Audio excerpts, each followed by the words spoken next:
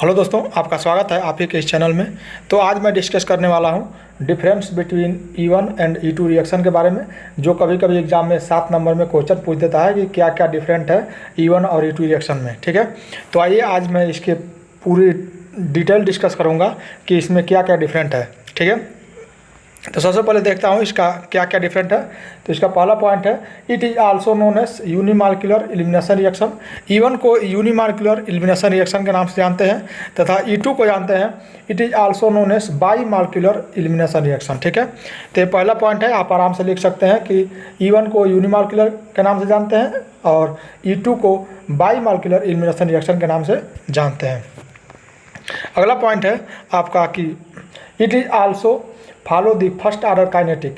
E1 जो होता है, E1 reaction first order kinetic को फॉलो करता है और E2 जो होता है it is also follow the second order kinetic reaction. ठीक है, तो इस तरह आप याद कर सकते हैं, जो E1 रिएक्शन है वो फर्स्ट आर्डर काइनेटिक को फॉलो करेगा और जो E2 है वो सेकंड आर्डर काइनेटिक को फॉलो करेगा। ठीक, आराम से आप लिख सकते हैं। ठीक, आपका अगला पॉइंट है, it is occurs in 2 step reaction.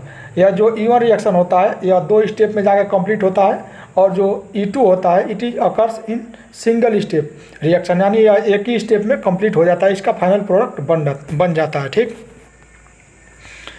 आपका अगला पॉइंट है कि मोलिक्यूलरिटी फर्स्ट या मोलिक्यूलरिटी सेकेंड।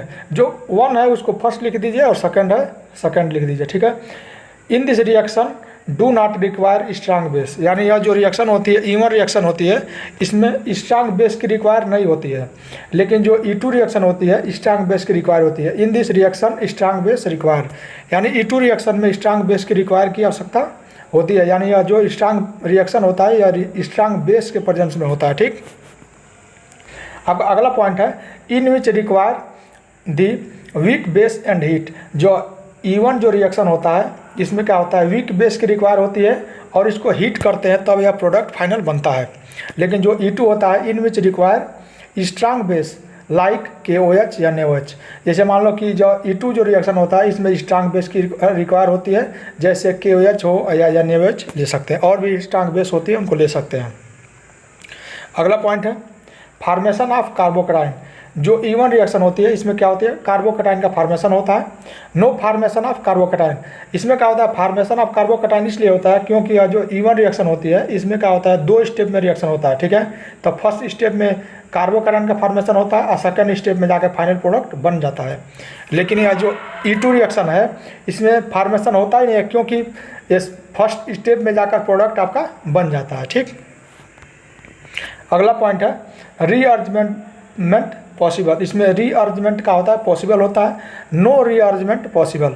यह जो पॉइंट लिखे हुए हैं यह बिल्कुल करेक्ट है, इसमें से आप यह अगर लिख देते हैं तो 7 नंबर देने से कोई रोक नहीं सकता। क्या होता है इसमें E1 में क्या होता है, no stereo chemical reaction involve. इसमें क्या होता है, स्टीरियो केमिकल रिएक्शन इन्वॉल्व नहीं होता है। इसमें क्या होता है, stereo chemical reaction are involve. इसमें स्टीरियो केमिकल रिएक्शन क्या होता है, इनमें इन्वॉल्व होता है, इसमें इन्वॉल्व नहीं होता है। अगला पॉइंट है, rate of reaction proportional to substrate. का होता है जो रिएक्शन होती है यूनिवर्सली प्रोपोर्शनल होता है सबस्टेट के। इसमें कहता है रेट ऑफ रिएक्शन के इक्वल सबस्टेट 1 एंड सबस्टेट 2। ठीक है, यह जो रिएक्शन है या इसमें क्या होता है E1 वर्सेस E2 के नाम से पूछ देता है और different between E1 and E2 के भी नाम से पूछ देता है। ठीक है, तो आपको क्या करना है, अगर पूछे तो आपको यही इतना लिखना होता है।